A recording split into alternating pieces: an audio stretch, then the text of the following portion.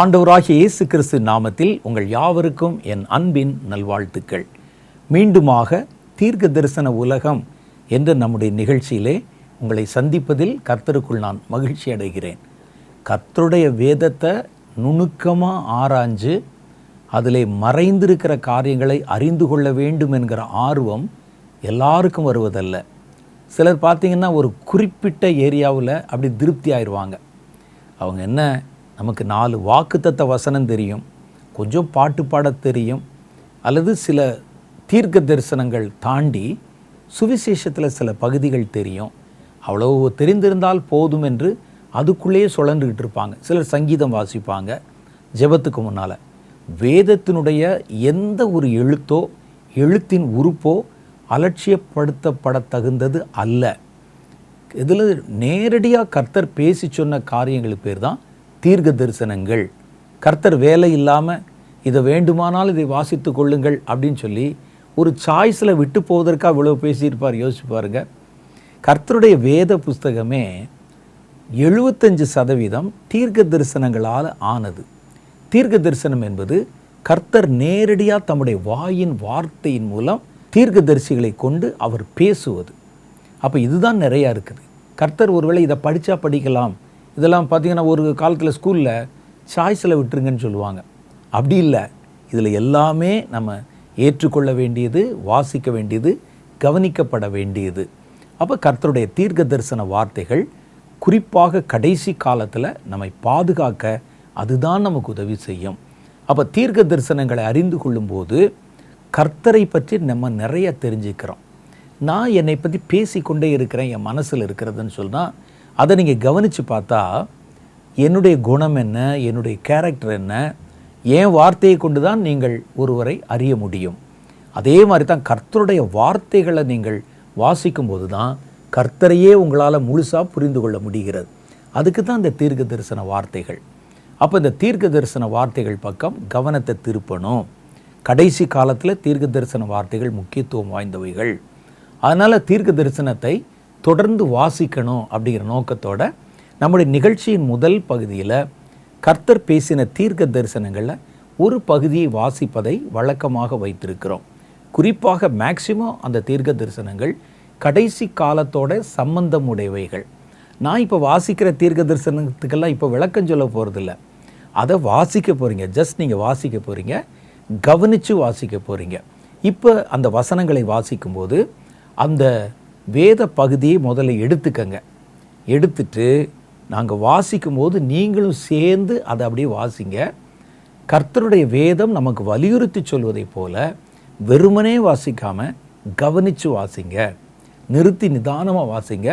அந்த வார்த்தைகள் உங்களுக்கு பல வெளிப்பாடுகளை, பல காரியத்தை, அறியாத பல காரியத்தை வெளிப்படுத்தி பேசும். இன்றைக்கு நம்ம வாசிப்பதற்கு தெரிந்தெடுத்திருக்கிற தீர்க்க தரிசன பகுதி எசேக்கியேல் தீர்க்கதரிசியின் புஸ்தகம் 38வது அதிகாரம் 1 to 12 வரைக்கும் உண்டான வசனங்கள். இந்த வசனங்களை இப்போ நம்ம வாசி கேட்க போகிறோம். பைபிள் எடுத்துட்டிங்களா? ஏன்னா நிறைய பேர் தீர்க்க தரிசன புஸ்தகங்களை அடிக்கடி எடுக்காததுனால கொஞ்சம் நேரம் ஆகும். ஆனால் எப்படியா கண்டுபிடிச்சி எடுத்துருங்க. இப்போ நம்ம எல்லாம் சேர்ந்து அந்த தீர்க்க தரிசன பகுதியை வாசிக்க போகிறோம். வாங்க வாசிக்கலாம்.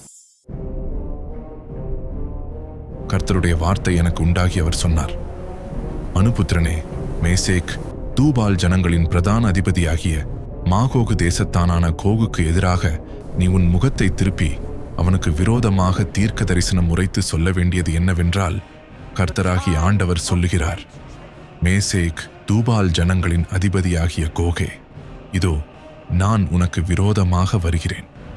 நான் உன்னை திருப்பி உன் வாயில் துரடுகளை போட்டு உன்னையும் உன் எல்லா சேனையையும், குதிரைகளையும், சர்வாயுதந்தரித்த குதிரை வீரர்களையும், பரிசையும் கேடகமும் உடைய திரளான கூட்டத்தையும் புறப்பட பண்ணுவேன். அவர்கள் எல்லாரும் பட்டயங்களை பிடித்திருப்பார்கள். அவர்களுடைய கூட பெர்சியரும், எத்தியோப்பியரும், லீபியரும் இருப்பார்கள். அவர்கள் எல்லாரும் கேடகம் பிடித்து தலை சீராவும் தரித்திருப்பவர்கள். கோமேரும் அவனுடைய எல்லா இராணுவங்களும், வடதிசையில் உள்ள தோகர்மா வம்சத்தாரும், அவர்களுடைய எல்லா இராணுவங்களுமாகிய திரளான ஜனங்கள் உன்னுடனே கூட இருப்பார்கள். நீ ஆயத்தப்படு. உன்னுடனே கூடின உன் எல்லா கூட்டத்தையும் ஆயத்தப்படுத்து. நீ அவர்களுக்கு காவலாளனாயிரு. அநேக நாட்களுக்கு பிற்பாடு நீ விசாரிக்கப்படுவாய். பட்டயத்துக்கு நீங்களாகி பற்பல ஜனங்களிலிருந்து சேர்த்து கொள்ளப்பட்டு வந்தவர்களின் தேசத்தில் கடைசி வருஷங்களிலே வருவாய். நெடுநாள் பாழாய் கிடந்து பிற்பாடு ஜாதிகளிலிருந்து கொண்டு வரப்பட்டவர்கள் எல்லாரும் சுகத்தோடே குடியிருக்கும் இஸ்ரவேலின் மலைகளுக்கு விரோதமாய் வருவாய். அவர்கள் எல்லாரும் அஞ்சாமல் குடியிருக்கும் போது பெருங்காற்றைப் போல் எழும்பி வருவாய். நீயும் உன்னுடைய எல்லா இராணுவங்களும் உன்னோடே கூட இருக்கும் திரளான ஜனங்களும் கார்மேகம் போல் தேசத்தை மூடுவீர்கள். கர்த்தராகிய ஆண்டவர் சொல்லுகிறது என்னவென்றால், அந்நாளிலே பாழாய் கிடந்து திரும்ப குடியேற்றப்பட்ட ஸ்தலங்களுக்கு விரோதமாகவும் ஜாதிகளிடத்திலிருந்து சேர்க்கப்பட்டதும் ஆடுகளையும் மாடுகளையும் ஆஸ்திகளையும் சம்பாதித்து தேசத்தின் நடுவில் குடியிருக்கிறதுமான ஜனத்துக்கு விரோதமாகவும் நீ உன் கையை திருப்பும்படிக்கு உன் இருதயத்தில் யோசனைகள் எழும்பும். நீ பொல்லாத நினைவை நினைப்பாய். நான் கொள்ளையிடவும் சூறையாடவும் மதில்கள் இல்லாமல் கிடக்கிற கிராமங்கள் உள்ள தேசத்துக்கு விரோதமாய் போவேன் என்று நினைப்பாய். நிர்விசாரமாய் சுகத்தோடே குடியிருக்கிறவர்களின் மேல் வருவேன் என்று சொல்வாய். அவர்கள் எல்லாரும் மதில்கள் இல்லாமல் குடியிருக்கிறார்கள். அவர்களுக்கு தாழ்பாலும் இல்லை, கதவுகளும் இல்லை என்பாய். எசேக்கியேல் தீர்க்கதரிசியின் புஸ்தகம் வெறும் தீர்க்க தரிசனம் மாத்திரம் இல்லை, அது பல ஆவிக்குரிய அனுபவங்களையும் உள்ளடக்கின புஸ்தகம். நான் ரொம்ப விரும்பி படிக்கிற ஒரு புஸ்தகம் எசேக்கியேலுடைய புஸ்தகம். எசேக்கியேல் வெறும் தீர்க்க தரிசனத்தை மாத்திரம் சொல்லாமல் அந்த ஒரு தீர்க்க தரிசனத்தை கர்த்தர் வெளிப்படுத்தும் போது தனக்குள்ளே என்ன நடந்துச்சு, நான் எப்படி அதை பார்த்தேன், என்னுடைய அனுபவம் எப்படி இருந்தது என்பதெல்லாம் சேர்த்து கோர்வையாக எழுதியிருப்பார். அதை நம்ம படிக்கும்போது ஒரு ஆவிக்குரிய அனுபவத்தில் ஒரு மனிதன் போனால் இவ்வளவு அனுபவங்களை ஆவிக்குரிய ரீதியில் பெற்றுக்கொள்ள முடியுமா என்று என்னுடைய கண்ணை திறந்து விட்ட புஸ்தகத்தில் பிரதானமான இடம் வகிக்கிற புஸ்தகம் எசேக்கியேலுடைய புஸ்தகம். இந்த புஸ்தகத்தை வாசி தான் நான் தொடர்ந்து அந்த ஒவ்வொரு அனுபவங்களை வச்சு ஜெபம் பண்ணுவேன். எசேக்கியேலுக்கு நீங்கள் கொடுத்த மாதிரி ஆண்டவரே தேசத்துக்கு பேசுகிற வார்த்தைகளில் இவ்வளவு அனுபவங்களை தந்திருக்கீங்களே, பரலோகத்துக்கு கொண்டு போகிறீங்க, வேறு ஒரு இடத்துல கொண்டு போய் நிறுத்துறீங்க, கண்ணை திறக்கிறீங்க, பேசுகிறீங்க, அப்படிலாம் சொல்லி ஒவ்வொரு அனுபவத்திற்காகவும் நான் பல நாட்கள் ஜெபம் பண்ணினது உண்டு. இன்றைக்கி நம்ம தீர்க்க தரிசன ராஜாக்கள், கடைசி காலம் சம்பந்தப்பட்ட தீர்க்க தரிசனங்களில் முன்னறிவிக்கப்பட்ட சில ராஜாக்கள், இவங்கெல்லாம் யாரை பிரதிபலிக்கிறாங்கன்னா வரப்போகிற அந்தி கிறிஸ்துவை பிரதிபலிக்கிறாங்க. அதனால தான் இவர்களை கடைசி கால தீர்க்க தரிசனங்களில் குறிப்பிட்டு பேசியிருக்கிறாங்க. அதில் ஒரு பகுதியை நான் இன்றைக்கு உங்களுக்கு வாசிக்க போகிறேன். தானியேல் தீர்க்கதரிசியின் புஸ்தகம் 11வது அதிகாரம் 36 சில வசனங்கள் நான் உங்களுக்கு வாசிக்கிறேன். 45 வரைக்கும் இருக்குது, அது வாசிக்கணும். எடுத்துட்டீங்களா? தானியேல் 11வது அதிகாரம் 36வது வசனத்தில் இருந்து. தானியேல் ஒரு பிரம்மாண்டமான தீர்க்கதரிசி. தானியேலுடைய தீர்க்க தரிசனம் ரொம்ப சொல்லப்படலை. பல புஸ்தகங்கள் எழுதினது ஒருவேளை நம்ம கைக்கு கிடைக்காமல் போயிருக்கலாம். அவர் எழுதின வரைக்கும், முன்குறித்த வரைக்கும் வேதாகம நிபுணர்கள், ஆராய்ச்சியாளர்கள் எல்லாம் வேதத்தை நம்பாதவங்க கூட இது கடவுளுடைய வார்த்தை என்று ஆச்சரியப்பட்டு ஏற்றுக்கொண்ட தீர்க்க தரிசனம் தானியேலுடையது. அவர் பேசின கொஞ்ச தீர்க்க தரிசனங்களையே கடைசி காலத்தை குறித்து நிறைய பேசியிருக்கிறார். அவைகள் ரொம்ப ஆழமானவைகள், அர்த்தம் நிறைந்தவைகள். எசேக்கியேலை பற்றி நான் சொன்ன மாதிரியே தான் தானியேலுக்கும் பல ஆவிக்குரிய அனுபவங்களோட தொடர்புடைய ஒரு தேவ மனுஷன். அவர் எழுதின கடைசி காலத்தை பற்றின ஒரு தீர்க்க தரிசனம். கடைசி காலம் பாருங்கள், நம்ம காலத்தை தாண்டி இனி உலகம் அழிய போகிற காலத்தில் தான் வரப்போகுது. ஆனால் தானியேல் காலத்தில் இன்னும் இயேசுவே வரவில்லை. இயேசு வர்றதுக்கு முன்னால் இயேசுனுடைய 2வது வருகை குறித்தும் அதை ஒட்டின காலங்களை குறித்தும் தீர்க்க தரிசனமாய் முன்னறிவித்தவர் தானியேல். இப்போ இந்த வசனத்தை வாசிக்கலாமா? எல்லாரும் எடுத்துட்டீங்களா? கவனமாக படிக்கவும் கேளுங்க. ராஜா, முதல்ல ஒரு ராஜாவை பற்றி சொல்லுது. தனக்கு இஷ்டமானதை செய்து தன்னை உயர்த்தி எந்த தேவனிலும் தன்னை பெரியவனாக்கி தேவாதி தேவனுக்கு விரோதமாக ஆச்சரியமான காரியங்களை பேசுவான். கோபம் தீரும் மட்டும் அவனுக்கு கைகூடி வரும். நிர்ணயிக்கப்பட்டது நடந்தேறும். அவன் தன் பிதாக்களின் தேவனை மதியாமலும் ஸ்திரீகளின் சிநேகிதத்தையும் எந்த தேவனையும் மதியாமலும் எல்லாவற்றிலும் தன்னை பெரியவனாக்கி அரண்களின் தேவனை தன் ஸ்தானத்திலே கனம் பண்ணி தன் பிதாக்கள் அறியாத ஒரு தேவனை பொன்னினாலும் வெள்ளியினாலும் இரத்தினத்தினாலும் உசிதமான வஸ்துக்களினாலும் கனம் பண்ணுவான். வரப்போகிற ஒரு ராஜா, அவருடைய கேரக்டர், அவன் என்னென்ன செய்வான், அவருடைய செயல்பாடுகள் நமக்கு தெளிவாக சொல்லுது பாருங்க.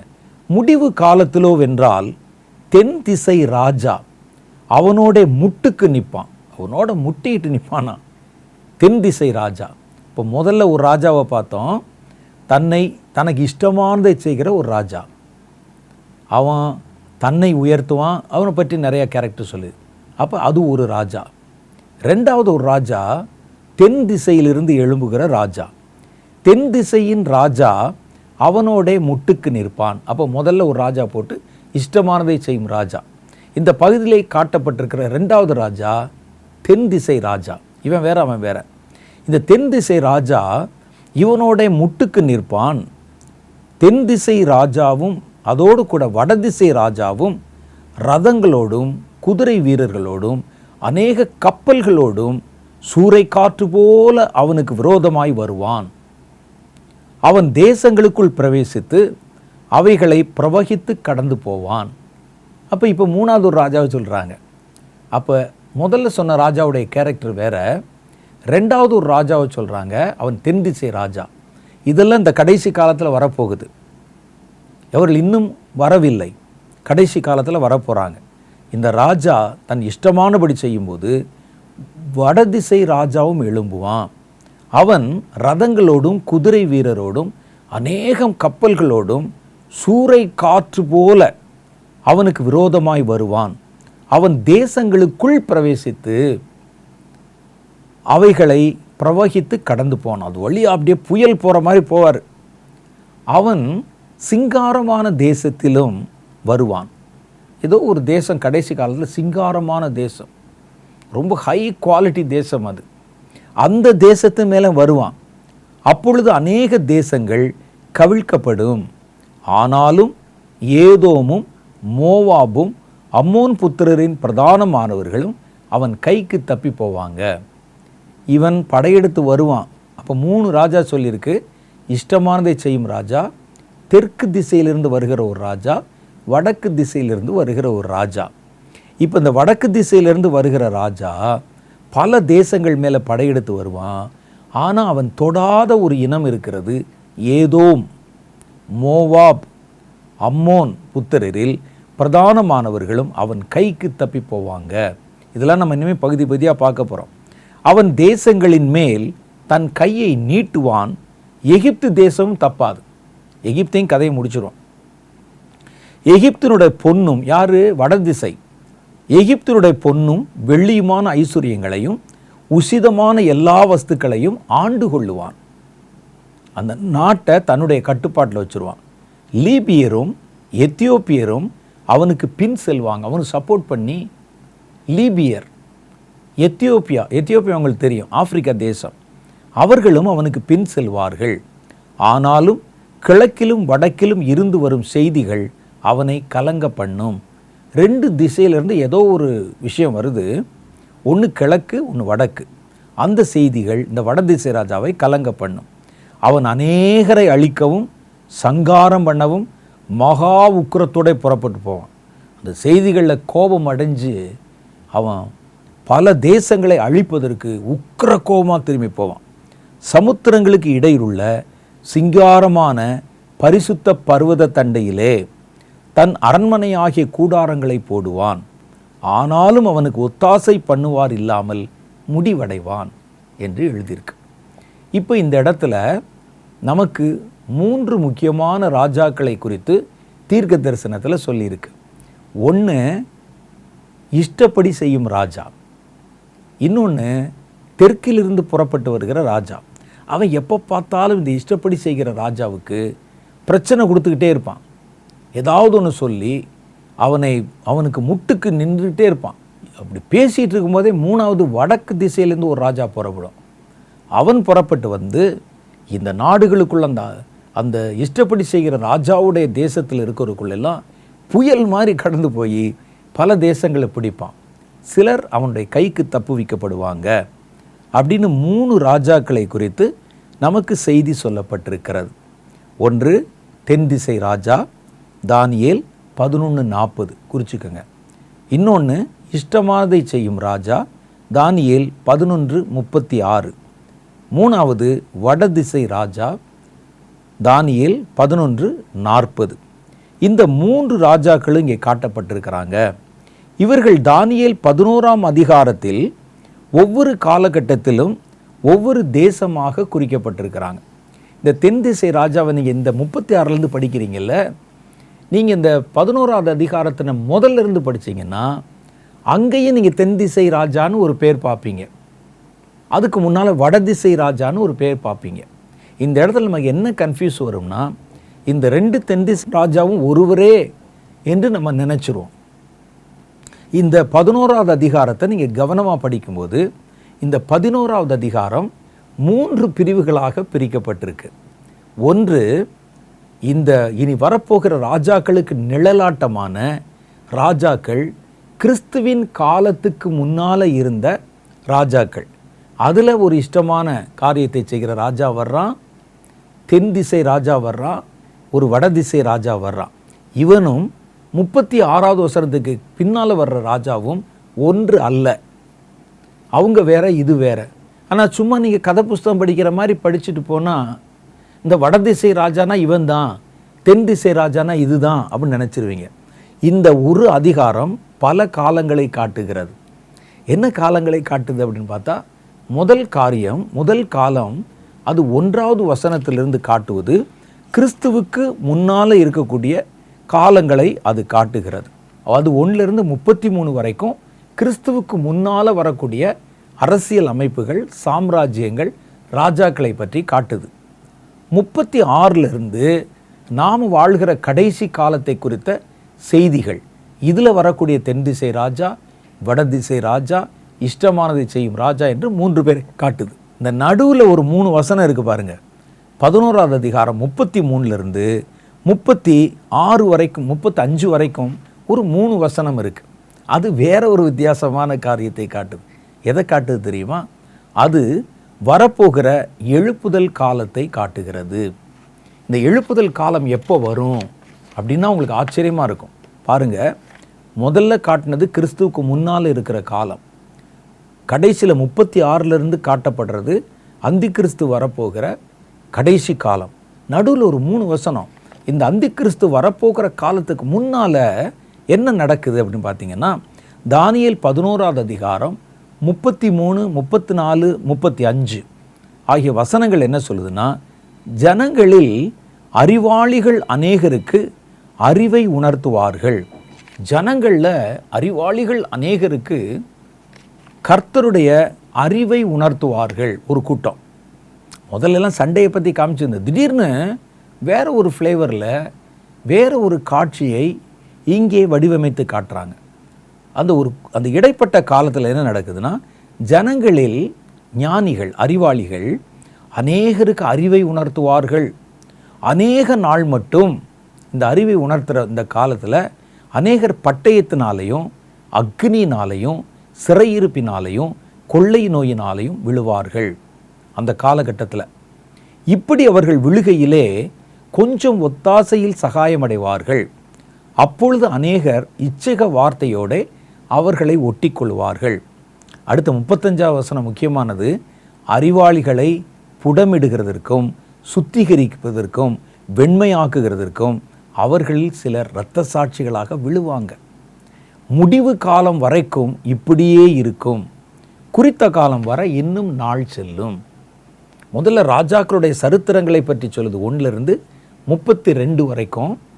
36லிருந்து கடைசி காலத்தில் வருகிற ராஜாக்களை, அந்தி கிறிஸ்துவை பற்றியும் அவனுக்கு எதிராக வருகிற ராஜாக்களை பற்றியும் சம்பவங்களை சொல்லுது. நடுவில் அறிவை உணர்த்துகிற ஒரு காலத்தை சொல்லுகிறது. சில அறிவாளிகள் எழும்பி ஜனங்களுக்கு அறிவை போதிப்பாங்க. அவர்களை ஜனங்களை புடமிடுகிறதற்கும் சுத்திகரிக்கிறதற்கும் வெண்மையாக்குகிறதற்கும் அவர்களில் சிலர் விழுவார்கள். இதை 2 விதமாக சொல்கிறாங்க. ஒன்று, அந்த பழைய காலகட்டம் முடிஞ்ச பிறகு இந்த முதல் நூற்றாண்டில் பார்த்திங்கன்னா எழும்பி ஜனங்களுக்கு சுவிசேஷம் அறிவித்து அநேகரை புடமிட்டாங்க. அந்த நேரத்தில் நிறைய இரத்த சாட்சியாக மரித்தாங்க. அந்த காரியத்தை இந்த 11ஆவது அதிகாரம் 33 36 வரைக்கும் உண்டான வசனங்கள் காட்டுது. அது திருச்சபையின் காலத்தை குறிக்கிறது அப்படின்னு ஒரு கருத்து இருக்கிறது. அதையும் நம்ம ஏற்றுக்கொள்ளலாம். ஏன்னா அந்த முன்னாள் ஆட்சியாளருடைய காலம் முடிஞ்ச உடனே ரோமர்கள் ஆளுமை செய்து கொண்டிருந்த போதே அந்த இடுக்கத்தின் காலத்தில் ஒரு கூட்டம் எழும்பி, அப்போஸ்தலர்கள் எழும்பி அநேகருக்கு ஞானத்தை வெளிப்படுத்தி அநேகரை பரிசுத்தமாக்கி கடவுளுடைய பிள்ளைகளாய் மாற்றி அதே நேரத்தில் இரத்த சாட்சியாகவும் மரித்து அந்த காலத்தை தானியேல் சொல்கிறார். இன்னொரு விதத்தில் இதை நம்ம எப்படி எடுத்துக்கொள்ளலாம்னா, இந்த அந்தி கிறிஸ்து வருவதற்கு முன்னாலேயும் இதே மாதிரி சம்பவம் நடக்கும். அதைத்தான் நம்ம பல இடத்துல சொல்கிறோம். சபையின் காலம் எழுப்புதல் ஆரம்பித்த மாதிரி சபையினுடைய முடிவு காலத்திலையும் ஒரு எழுப்புதல் வரும். சபை எடுத்துக்கொள்ளப்படுகிற காலத்தில் அதிலிருந்து அந்த காலத்தில் அந்தி கிறிஸ்து வருகிற காலம் வரை, முடிவு காலம் வரைக்கும் ஒரு எழுப்புதல் வரும். இதில் பாருங்கள், முடிவு வரைக்கும் அந்த எழுப்புதல் நீடிக்குமா அப்படின்னா இது இந்த 2வது முறை வருகிற எழுப்புதலை பற்றி சொல்லப்பட்டிருக்கிறது அப்படின்னு வேதம். அதான் அந்த இடைப்பட்ட காலமாக அதை நம்ம எடுத்துக்கொள்ளலாம். இந்த 36வது வசனத்தில் நம்ம வாசிக்கும்போது ஒரு ராஜாவை பற்றி வாசிக்கிறோம். அதான் முக்கியமானவன். அவன் யார் அப்படின்னு கேட்டால் அந்தி கிறிஸ்து அப்படின்னு வேதம் சொல்லுது. அவன் தன் இஷ்டப்படி செய்கிற ராஜா என்று முதல் கேரக்டரை இஷ்டப்படி செய்கிற ராஜா அப்படின்னு சொல்லு. அப்போ அந்தி கிறிஸ்துவோடைய முதல் கேரக்டர் குணாதிசயம் தன் இஷ்டப்படி செய்வான். அவனுக்கு சட்டம் கிடையாது, திட்டம் கிடையாது. இந்த அந்தி கிறிஸ்துவை பிரதிபலிக்கிற ராஜாக்கள் வந்தால் கூட நீங்கள் நல்லா பார்க்கலாம். இப்போ இருக்கிற காலத்தில் கூட சில தேசத்தினுடைய ஆளுநர்கள், அதிபர்கள் யார் பேச்சையும் கேட்க மாட்டேன், என் இஷ்டப்படி செய்வேன் அப்படின்னு இருக்கிறவங்க எழும்புவாங்க. பல தேசங்கள் இருக்காங்க. இவர்கள் நேரடியாக அந்தி கிறிஸ்துவா இல்லாவிட்டால் கூட அந்த அந்தி கிறிஸ்துவின் ஆவியினால் இயக்கப்படுகிறவர்கள். அப்போ கடைசி காலத்தில் இந்த அந்தி கிறிஸ்து பிரத்யட்சமாக வெளிப்பட போகிறதுனால அதுக்கு முன்னால் அந்தி கிறிஸ்துவின் ஆவியை பெற்ற நிறைய பேர் எழும்புவாங்க. அப்போ இந்த கடைசி காலத்தில் நீங்கள் கவனித்து பார்த்தீங்கன்னா உலக நாடுகளில், பல நாடுகளில் தன் இஷ்டப்படி செய்கிற ஆளுநர்கள் எழும்புவாங்க. நான் வச்சதான் சட்டம், நான் சொல்கிறதைத்தான் செய்யணும், நாங்கள் கொடுக்கறது தான் சாப்பிடணும், இப்படித்தான் வாழணும் அப்படின்னு சொல்லுகிற, மனிதருடைய நலனை பற்றி கவலைப்படாத தன் இஷ்டப்படி செய்கிற ராஜாக்கள் இந்த கடைசி காலத்தில் அந்தி கிறிஸ்து வர்றதுக்கு முன்னால் தீவிரமாக எழும்புவாங்க. இவர்கள் எழும்பி ஜனங்களை எல்லாம் ஒரு கருத்தேற்றம் பண்ணி, ராஜானா அப்படித்தான், அவர் சொல்கிறத தான் கேட்கணும், எங்களை சார்ந்து தான் வாழணும், நாங்கள் கொடுக்கறத தான் நீ வாங்கிக்கிறணும் அப்படிங்கிற ஒரு மனநிலைக்குள்ளே நம்மை கொண்டு வந்துடுவாங்க. கொஞ்சம் காலத்துக்கு முன்னால் பார்த்திங்கன்னா ஒரு அரசாங்கத்தில் ஏதாவது ஒரு திட்டத்தை, ஜனங்களுக்கு எதிரான ஒரு திட்டம் வந்துச்சுன்னா தெருவில் இறங்கி சண்டை போட்டு போராடுவாங்க. இப்போ கொஞ்சம் கொஞ்சமாக நீங்கள் கவனித்து பார்த்தீங்கன்னா எந்த ஒரு திட்டத்தை அரசாங்கம் வலியுறுத்தி சொன்னாலும் அதை அவர்கள் அப்படியே யாரும் எதிர்வினை ஆற்றுவதே இல்லை. ஜனங்கள் அதற்கு கீழ்ப்படிந்து வாழ பழகி கொண்டாங்க. ஏன்னா இப்போது வரக்கூடியவர்கள் கொடிய கரம் கொண்டு நாங்கள் சொல்கிறது தான் செய்யணும். பாருங்கள், பல தேசங்களில் நீங்கள் என்ன சாப்பிடணுங்கிறத கூட உங்களை ஆளுகிறவர்கள் தீர்மானிக்கிறாங்க. உங்களுக்கு என்ன கொடுக்கணும் அதை அவங்க தான் தீர்மானிக்கிறாங்க. உலக பொருளாதாரத்தில் இன்றைக்கி என்ன நடக்குது அப்படின்னு கேட்டிங்கன்னா ஒரு பெரிய வீழ்ச்சியை கொண்டு வருகிறார்கள். இது யதார்த்தமாக வர்றதில்லை, திட்டமிட்டே வருவது. ஏன் பொருளாதார வீழ்ச்சியை கொண்டாடுறாங்க? ஏன் பொருளாதாரத்தில் பல பேரை கீழே இறக்குறாங்க? ஏன்னா ஜனங்களை ஒன்றுமில்லாமல் பாப்பராக்கிட்டா அவன் யாராவது ஒருவரை சார்ந்து வாழணும். அப்போது என் கை காசு இருந்ததெல்லாம் போச்சு, அப்போ நான் யாரை சார்ந்து வாழணும்? அரசாங்கம் தான் நமக்கு ஏதாவது கொடுக்கணும் அப்படின்னு அதை சார்ந்து வாழ பழகிடுவாங்க. இதுதான் அந்தி கிறிஸ்துவனுடைய தந்திரம். இன்றைக்கி நீங்கள் பார்த்தீங்கன்னா திடீரென்று நவீன வேலைகள் உருவாக்கப்பட்டு ஆயிரக்கணக்கில் லட்சக்கணக்கில் நிறைய தேசத்தார் பல பெரிய பெரிய ஐடி நிறுவனங்கள் கம்பெனி மாதிரி போய் வேலை செஞ்சாங்க. ஒருவனுடைய தகுதிக்கும் வேலை சுமைக்கும் மீறி ஒரு ஆளுக்கு சர்வசாரமாக எனக்கு 10 லட்ச ரூபா சம்பளம்பா, 6 லட்ச ரூபா சம்பளம், 2 லட்ச ரூபா சம்பளம். ஒரு கிராமத்திலேருந்து போனவர் என்ன செய்வார், ஒரு பட்டணத்தில் ஒரு பெரிய வேலையில் இருந்தால் அந்த வேலையில் திடீர்னு ஒரு மாதத்துக்கு 2 லட்ச ரூபா அல்லது 5 லட்ச ரூபா சம்பளத்தை பார்த்தா அவருக்கு தலையும் புரியாது காலும் புரியாது. உடனே தன் வாழ்க்கை தரத்தை உயர்த்த நினைத்து, நமக்கு தான் மாதந்தோறும் 5 லட்சம் வருதே அப்படின்னு பெரிய ஒரு பங்களா மாதிரி ஒரு வீட்டை வாங்குவார். எப்படி? இஎம்ஐயில் வாங்குவார். நம்ம சம்பாத்தியத்தில் ஒரு பகுதி போனால் ஒரு நல்ல ஒரு வாகனத்தை, கார் வாங்குவார், கொஞ்சம் நிலங்களை வாங்குவார். இப்படி போயிட்டுருக்கும்போது என்னான்னு கேட்டிங்கன்னா, ஒரு 2 வருஷம் 3 வருஷத்தில் அப்போ தான் அதற்கு இஎம்ஐ கட்டி கொண்டிருப்பார். அந்த தவணை காசு வேலை திடீர்னு போயிடும். ஒரு நாள் ராத்திரி காலையில் நீங்கள் எந்திரிச்சு போய் பார்த்தீங்கன்னா உங்களுடைய கார்டு வேலை செய்யாது. அப்படியே தெருவுக்கு வந்துடுவாங்க.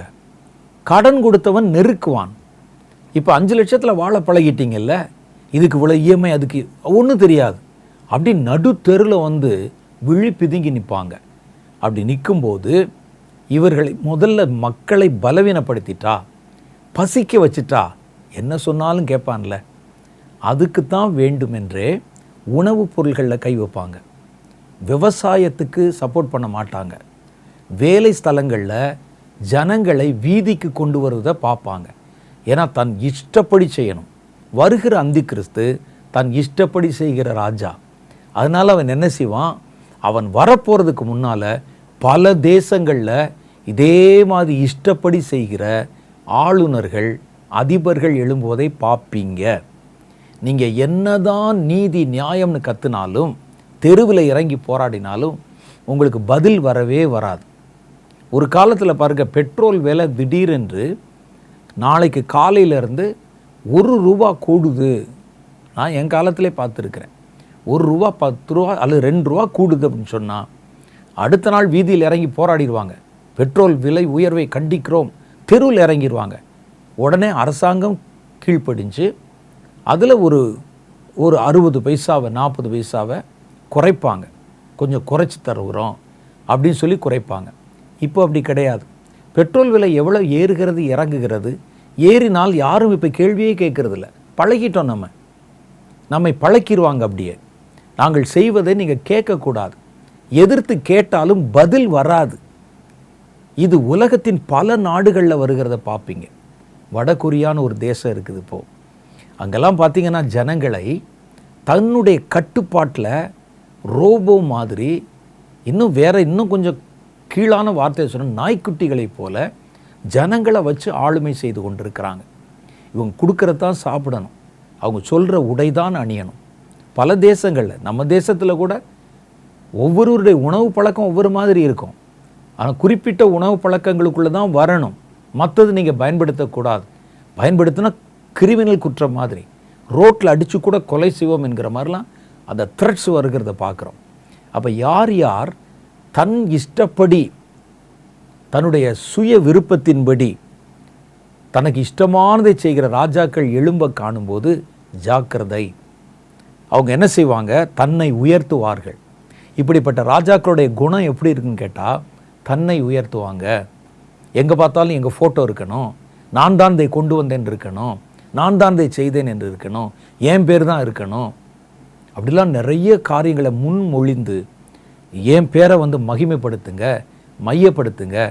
நம்ம உடனே இதை பார்த்தோன்னா, ஓ எவ்வளோ பெரிய ராஜா, பலமானவர், எவ்வளோ பாருங்க அப்படின்னு சொல்லி நீங்கள் புகழ்ந்துக்கிட்டு இருப்பீங்க. உண்மை என்னன்னு கேட்டால், இது அந்தி கிறிஸ்துவின் ஆவியை கொண்ட அதிகாரத்தில் இருக்க போகிற ஆளுநர்கள் பல தேசங்கள் எழும்புவதை பார்ப்பீங்க. அப்படி வந்துருச்சுன்னா அடுத்து வரப்போகிற அந்தி கிறிஸ்து பகிரங்கமாய் வரப்போகிறான் என்று பொருள்.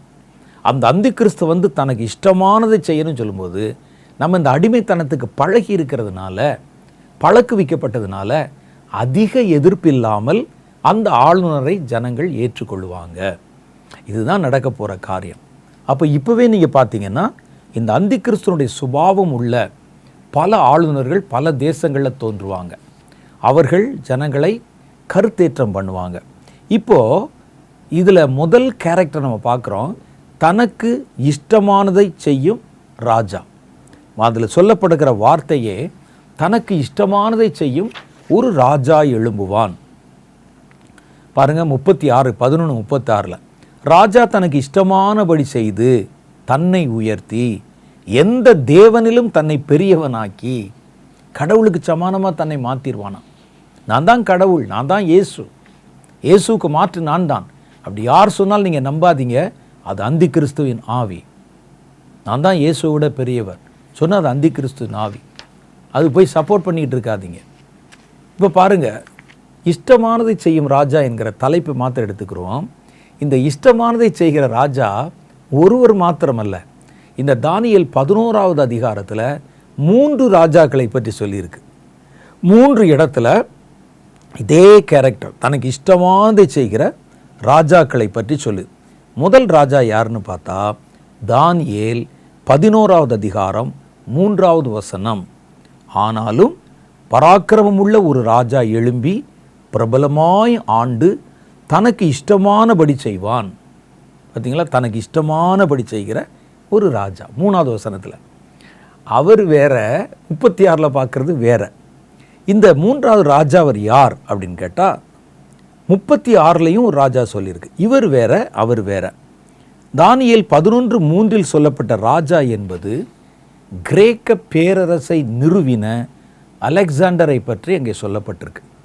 இந்த தானியேல் தீர்க்கதரிசி எவ்வளவு ஷார்ப்பான ஒரு தீர்க்கதரிசி என்பதற்கு இந்த சரித்திரத்தோடு நீங்கள் சேர்த்து பார்த்தீங்கன்னா தான் அந்த பிரம்மாண்டம் நமக்கு விளங்கும். இந்த ராஜா முதல்ல ஒரு ராஜா சொல்கிறாரு. அந்த ராஜா எப்படி இருப்பானா, தனக்கு இஷ்டமானதை செய்வான். யார் அந்த ராஜா? அது கிரேக்க பேரரசை நிறுவின அலெக்சாண்டர், மகா அலெக்சாண்டர் என்று சரித்திரத்திலே சொல்லப்படுகிற ராஜா. இவர் வாழ்ந்த காலம் வேற. இவருக்கு முன்னால் ஏறத்தாழ 500 வருஷத்துக்கு முன்னால் தானியேல் தீர்க்க தரிசனம் உரைத்திருக்கிறார். இது எப்படி நடந்தது பாருங்களேன். கிரேக்கர்கள் பழங்காலந்தொட்டே அரசாட்சி செய்து வந்தாலும் கிரேக்கர்கள் அங்கங்கே ஆட்சி பண்ணிகிட்டு இருந்தாங்க. அதை விரிவாக ஒரு முறைப்படுத்தி அதை ஒரு ராஜ்யமாக கிரேக்க ஆட்க பல இடங்களில் சின்ன சின்ன சிற்றரசுகளை ஏற்படுத்தி ஆளுமை செஞ்சாங்க. அந்த ராஜ்யங்களெல்லாம் கிரேக்கர்கள் ஆண்ட பகுதியை மாத்திரம் ஒன்றாக இணைத்து கிரேக்க நாடு என்ற ஒரு நாட்டை உண்டாக்கினவர் பிலிப்பு. அந்த பிலிப்புடைய மகன்தான் அலெக்சாண்டர். அவர் கிரேக்கர்கள் ஆண்ட பகுதியெல்லாம் ஒருங்கிணைத்து ராஜ்யமாக்கினார். அலெக்சாண்டருடைய மனசில் என்னன்னு கேட்டால், நம்ம அப்பா கிரேக்கர்கள் ஆளுகிற இடத்தை தானே சேர்த்தாரு, நான் அதை தாண்டி மற்ற உலக நாடுகள் முழுவதையும் ஜெயித்து ஒரே ஆட்சியின் கீழே கொண்டு வருவேன். அதுதான் அந்தி கிறிஸ்துவனுடைய குணம். அந்தி கிறிஸ்துடைய குணத்தில் மிக முக்கியமானது என்னன்னு கேட்டால், அந்தி கிறிஸ்துவனுடைய அந்த ஆவியினுடைய குணம் என்னன்னு கேட்டால், இந்த நாடுகளை எல்லாம் என் கட்டுப்பாட்டில் கொண்டு வரணும். எனக்கு ஆளுமை செய்யறதுக்கு ஒரு நாடு கிடச்சிருக்கு, அதை ஒழுங்காக ஆளுமை செய்ய யோசிக்க மாட்டான். இவனுக்கு என்னென்னா அந்த நாட்டை பிடிக்கணும், இந்த நாட்டை பிடிக்கணும், இந்த நாட்டு மேலே படையெடுக்கணும், நம்ம நாட்டோடு சேரணும். இது அந்தி கிறிஸ்துவின் புத்தி. இது இன்னைக்கு நேற்று இல்லை, அலெக்சாண்டர் காலத்திலேருந்து இருக்குது. அப்போ என்ன செய்கிறார் இவர் ஆட்சியிலே? இந்த பிலிப்புனுடைய ஆட்சி கிபி கிறிஸ்துவுக்கு முன்னால் 359 ஆரம்பிக்கிறது. கிறிஸ்துவுக்கு முன்னால் 336வது வருஷம், இயேசு பிறக்கிறதுக்கு 336 அந்த பிலிப்பு என்பவருடைய மரணம் நடக்குது. 336 கிறிஸ்துவுக்கு முன்னால் இருக்கிற வருஷங்களை கீழ் வரிசையில் கணக்கு போடணும். 356 என்பது பின்னால் இருக்க பழைய வருஷம், 333ங்கிறது இப்போ உள்ள வருஷம், அப்படி வரும். ஆனால் கிறிஸ்துவுக்கு பின் வருகிற வருஷத்தில் ஏறு வரிசையில் கணக்கிடணும். இதை மனசில் வச்சுக்கோங்க, இல்லாட்டா வருஷத்தை தப்பாக சொல்லிட்டணும்னு நினைக்கக்கூடாது. எங்கே ஆரம்பிக்குது? 359 ராஜ்யம் ஆரம்பிக்குது. பிலிப்பு 336 மரித்து போகிறார். அக்காலத்தில் கிரேக்க ராஜ்யத்துக்கு பேர் மாசிடோனியா ராஜ்யம் என்று பெயர். கிங்டம் ஆஃப் மாசிடோனியா, தமிழில் மக்கதோனியான்னு சொல்லுவாங்க, மாசிடோனியா என்று அழைக்கப்பட்டது. பிறகு அதை பேரரசாக மாற்ற எண்ணம் கொண்டு பிலிப்புவின் மகன், அப்பாவை தாண்டி நம்ம என்ன செய்யணும், கிரேக்கர்கள் தாண்டி வேற இனத்தார் இருக்காங்கல்ல, அங்கெல்லாம் படையெடுத்து போகணும் அப்படின்னு சொல்லி ஆர்வத்தோடு புறப்பட்டவர் தான் அலெக்சாண்டர். அவருடைய மரணம் கிமு 323, அதாவது அவருடைய 32வது வயசில் அவர் மரணம் அடைந்தார். சின்ன வயசில் 32 வயசில் மரணம் அடைந்தார். அடுத்து இது முதல்ல சரித்திரத்தை படிச்சுங்க. அவருடைய மரணம் 323 கிறிஸ்துக்கு முன்னால் சம்பவித்தது. 32 வயசில் இறந்துட்டார். இப்போ அடுத்து என்ன நடக்குது? இவருடைய மரணத்துக்கு பிறகு இவருக்கு 4 அதிகாரிகள், 4 அந்த தளபதிகள் இருந்தாங்க. தளபதின்னு சொல்கிறோம்ல, 4 தளபதி இருந்தாங்க. அவர்கள் என்ன செய்யாங்கன்னா, இவர் இறந்த உடனே அவருடைய மனைவிக்கும் இப்போ சின்ன வயசாக தானே இருக்கும், அவர்களுக்கு ஒரு சின்ன குழந்தை இருந்தது.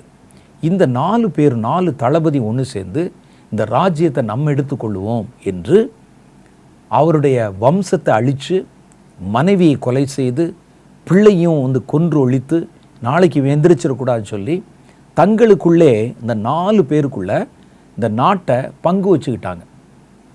பங்கு வைக்கும்போது அவங்க என்ன பேசுனாங்க, எப்படி இந்த தேசத்தை, இவ்வளோ பெரிய கிரேக்க சாம்ராஜ்யத்தை எப்படி பங்கு வைக்கிறதுன்னு கேட்ட உடனே அவர்கள் சொன்னாங்க, 4 திசை இருக்குல்ல, ஒவ்வொரு திசை பேர்லையும் ஒவ்வொரு ராஜ்யத்தை பிரிச்சுருவோம்.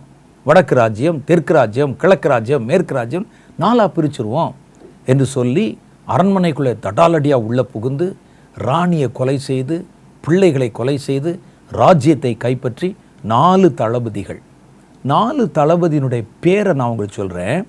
ஒருத்தர் பேர் இந்த தாலமி என்பது, 2வது ஆள் பேர் செல்யூகஸ் நிகேடார் என்பது, 3வது ஆள் பேர் லைசி மார்க்கஸ், இவரை ஆன்டியாக் என்றும் அழைப்பார்கள், அந்தியோகு. கடைசியாக ஒரு ராஜா, ஒரு தளபதி இருக்கார், அவர் பேர் கசாண்டர் என்பது. இவர்கள் 4 பேரும் ராஜ்யத்தை பிரிச்சுக்கிட்டாலும் பல வருடங்கள் ஒருத்தர் கையில் இருக்கிறத இன்னொருத்தர் பறிச்சுக்கிறணும் அப்படின்னு சொல்லி சண்டை போட்டுக்கிட்டே இருந்தாங்க. எவ்வளோ நாள்? 322 281 வரைக்கும் பல வருடங்கள் இவர்களுக்குள்ளே சண்டை நடந்தது. இவர்களில் 4ஆக பிரித்தாங்கல்ல, இந்த அலெக்சாண்டர் பிடித்த நாடுகளில் இஸ்ரேல் நாடு ஒன்று, அதுவும் கிரேக்க பேரரசின் கண்ட்ரோலில் தான் இருந்தது. அப்போ அந்த 4ஆக பிரிக்கும்போது இவர்களில் செல்யூக்கஸ் என்பவர் சீரியாவை உள்ளடக்கின இஸ்ரவேலுக்கு வடக்கே இருந்த பகுதிகள் முழுவதும் தனக்கென்று அவர் எடுத்துக்கொண்டார். சீரியா தேசத்தை ஒட்டி இருக்கிற பகுதி அதெல்லாம் நார்த், கிரேக்க பேரரசினுடைய நார்த் கிங்டம். ஏன் நான் இதை உங்களுக்கு அழுத்தி சொல்கிறேன்னா, இனி வடதிசை ராஜான்னு ஒரு பேர் வரும், தென் திசை ராஜான்னு ஒரு பேர் வரும். இதில் செல்யூகஸ் என்பவர் தான் சீரியா உள்ளிட்ட பகுதியை, வடக்கு பகுதியை தனக்கென்று எடுத்துக்கொண்டு ஆளுமை செய்தார். அதே போல் தாலமி என்கிறவர் இஸ்ரவேலுக்கு தெற்கே இருந்த எகிப்தை உள்ளடக்கின பகுதிகளை, கீழே எகிப்தை உள்ளடக்கின பல பகுதிகள், ஆப்பிரிக்க தேசங்கள், இது எல்லாத்தையும் சேர்த்து அந்த தாலமி என்பவர் தன்னுடைய ராஜ்யமாக வச்சுக்கிட்டார். இப்போ பாருங்கள், இஸ்ரேல் தேசத்தினுடைய வடக்கு பக்கத்தில் செல்யூகஸுடைய ராஜ்யம் மேலே, கீழே இந்த தெற்கு பகுதியில் தாலமியினுடைய ராஜ்யம், 2க்கு நடுவில் இஸ்ரவேல் தேசம் மாட்டிக்கொண்டது. அலெக்சாண்டரின் ராஜ்யம் 4ஆக பிரிந்து போகும் என்பதை தானியேல் எப்படி துல்லியமாக சொல்கிறார் பாருங்கள். அவர் சொல்கிறாரு, 3வது வசனம் நீங்கள் படிச்சிங்க, ஒரு பிரபலமான ராஜா எழும்பி, அப்படி தான் போட்டிருக்கு பார்த்தீங்களா. அவன் என்ன செய்வானா, அந்த 3வது வசனத்தை நான் உங்களுக்கு படிக்கிறேன். ஒரு பராக்கிரமம் உள்ள ஒரு ராஜா எழும்பி பிரபலமாய் ஆண்டு. உங்களுக்கு பல ராஜாக்களுடைய பேர் தெரியாது, ஆனால் இன்னைக்கு இருக்கிற தலைமுறை வரைக்கும் அலெக்சாண்டருடைய பேர் எல்லாருக்கும் தெரியும். செல்யூகஸ் பேர் கூட தெரியாது நிறைய பேருக்கு, அலெக்சாண்டரை எல்லாருக்கும் தெரியும். அவ்வளோ ஒரு பிரபலமான ராஜா எழும்பி தனக்கு இஷ்டமானபடி செய்வான். 4வது வசனம் என்ன சொல்லுது, அவன் எழும்பின பின்பு அவனுடைய ராஜ்யம் உடைந்து போய், அவன் செத்த பிறகு, அவன் எடுத்துக்கொள்ளப்பட்ட பிறகு அவனுடைய ராஜ்யம் உடைந்து போய் வானத்தின் 4 திசைகளிலும் 4ஆய் பகுக்கப்படும். ஒரு 500 வருஷத்துக்கு முன்னால் ஒரு சாம்ராஜ்யத்தினுடைய கதையை, நடக்க போகிறத இவ்வளோ துல்லியமாக ஒருத்தர் சொல்ல முடியுமா? அவர்கள் ராஜ்யத்தை பிரிக்கும்போது திசைகளின் அடிப்படையில் பிடிப்போம்னு சொல்லி தான் சரித்திரத்தில் அவங்க அப்படி தான் பிரித்தாங்க, அவனுக்கு தெரியாது. ஆனால் இது ஏற்கனவே முன்குறிக்கப்பட்டது. அதனால் ஏன் நான் இதை அழுத்தி சொல்கிறேன்னா, இந்த தானியேல் சொன்ன தீர்க்க தரிசனங்கள் ஒன்று கூட அலட்சியப்படுத்திடக்கூடாது. என்ன நடக்குது பாருங்க, அவன் ராஜ்யம் உடைந்து போய் வானத்தின் 4 திசைகளிலும் பகுக்கப்படும். ஆனாலும் அது அவனுடைய சந்ததியாருக்கு போகாது, அவன் மகனுக்கு போகாது, சந்ததிக்கு போகாது. அவன் செய்த ஆளுகையின்படியும் அல்ல, அவனுடைய ராஜ்யம் பிடுங்கப்பட்டு அவனுடையவர்கள் அல்லாத வேற பேர்களிடத்திலே தாண்டி போகும், அவனுடைய தளபதிகளிடத்திலாம் போகும். அப்போ அவனுடைய இனத்தைச் சேர்ந்த வேற யாருக்கும் வராது, அது அந்த ராஜ்யம் அவனுடைய மகனுக்கும் வராது. 4 திசையின் அடிப்படையில் தான் அது பகுக்கப்படும் என்று முதல் சாம்ராஜ்யத்தை குறித்து அவர் எழுதின தீர்க்க தரிசனம். இந்த பகுதியில் சொல்லப்பட்டிருக்கும் வடதிசை நாடு என்பதும் அந்த 1லிருந்து வாசமே, அதில் நீங்கள் அடுத்து படிச்சீங்கன்னா வடதிசை தென் திசைன்னு வரும். இந்த வடதிசை என்ற நாடும் தென் திசை என்ற நாடும் வேறு வேறு. தானியேல் 11:36 பிறகு வருகிற பகுதிகளில் சொல்லப்பட்டிருக்கிற வடதிசையும் தென் திசையும் வேறு வேறு. முதல் பகுதியில் சொல்லப்பட்டிருக்கும் வட தென் திசை தேசங்கள் பற்றின செய்திகள் நூற்றுக்கணக்கான ஆண்டுகளை உள்ளடக்கினது. இதற்கான அரசர்கள் ஒரே நபர்கள் அல்ல, செல்யூக்கஸ் தலைமையில் ஒரே ராஜா இல்லை, பல பேர் அடுத்தடுத்து வந்தாங்க. ஆனால் அது வடதேசமாக தான் இருந்தது. அதே மாதிரி தாலமீனுடைய வம்சத்தில் பல ராஜாக்கள் ஆளுமை செஞ்சாங்க, அது தெற்கு தேசம் என்று தான் கருதப்பட்டது. செல்யூக்கஸின் வம்சத்தைச் சேர்ந்த மன்னர்கள் அவர்கள் செல்யூக்கஸைச் சேர்ந்த மன்னர்கள் என்று தான் பிரிக்கப்பட வேண்டும். இதெல்லாம் அப்படியே நிறைவேற்றப்பட்டது. ஆரம்பத்தில் சிரியாவில் செலுசிட் மன்னர்கள் எகிப்தினுடைய தாலமைக்கு கீழ்ப்பட்டிருந்தும் காலப்போக்கில் அவர்கள் அதிக சக்தி வாய்ந்தவர்களாக மாறினார்கள். எனவே தெற்கின் மன்னர் ராஜ்யங்களில் ஒன்றிணைப்பதற்காக அவர்கள் இந்த காரியங்களை நிறைவேற்றினாங்க. அப்போ இந்த முதல் பகுதியில் நம்ம பார்க்க போகிற தென் திசை ராஜா, வடதிசை ராஜா, அதுக்கு முன்னால் இஷ்டப்படி செய்த பிரபலமான ஒரு ராஜா, இவர்கள் எல்லாம் வேறு ராஜாக்களை குறித்தாலும் இனி இந்த கடைசி காலத்தில் ஒரு தெற்கு ராஜா வர்றான்ல, அந்த தெற்கு ராஜாவுக்கு நீங்கள் முதல் பகுதியில் படித்த தெற்கு ராஜாவும், இந்த வடக்கு ராஜாவுக்கு நீங்கள் முதல் பகுதியில் படிக்கிற வடக்கு ராஜாவும் அவனுடைய கிரியைகளும் நிழலாட்டமாக இருக்கும். இதை வச்சு நீங்கள் பார்த்துட்டிங்கன்னா பின்னால் வருது பாருங்கள், இந்த தென் திசை ராஜா என்னென்ன செய்வான், முதல்ல சொல்லியிருக்க தென் திசை ராஜா என்னென்ன செய்தானோ அதே மாதிரி குணத்தை தான் இவன் இங்கே வெளிப்படுத்துவான். அவருடைய தேசம்தான் வேற, இவருடைய தேசம்தான் வேற, அதே மாதிரி காப்பி அடித்த மாதிரி பல காரியங்கள் வரும். அதெல்லாம் விளக்கி பார்க்க போகிறோம், ரொம்ப பிரமிப்பாக இருக்கும். அடுத்த வாரம் நம்ம இதனுடைய பிற்பகுதியை ஆராய்ந்து பார்க்க போகிறோம். தீர்க்க தரிசனங்கள் எத்தனை உண்மையானவைகள், தீர்க்க தரிசனங்கள் எத்தனை ஆச்சரியமானவைகள் என்பதை கர்த்தருடைய வேதம் தெளிவாக நமக்கு விவரிக்கிறது. வேதத்தை மாத்திரல்ல, நடக்கிற சரித்திரத்தையும் அந்த தீர்க்க தரிசனங்களோடு இணைத்து பார்க்கும் பொழுதுதான் தீர்க்க தரிசனத்துடைய பிரம்மாண்டம் என்ன என்பதை புரிந்து கொள்ள முடிகிறது. அப்போ இவர்கள் ஒவ்வொன்றும் ஒவ்வொருவருக்கு முன்னடையாளமாக இருக்கிறார்கள் என்பதை மனதில் வைத்து கொள்ளுங்கள். அடுத்த வாரம் இதனுடைய பிற்பகுதியிலே இன்னும் சில முக்கியமான காரியங்களை நான் உங்களுக்கு சுட்டி காட்டப் போகிறேன். அதுவரை கர்த்தர் உங்களை ஆசீர்வதித்து காப்பாராக. ஆமென்.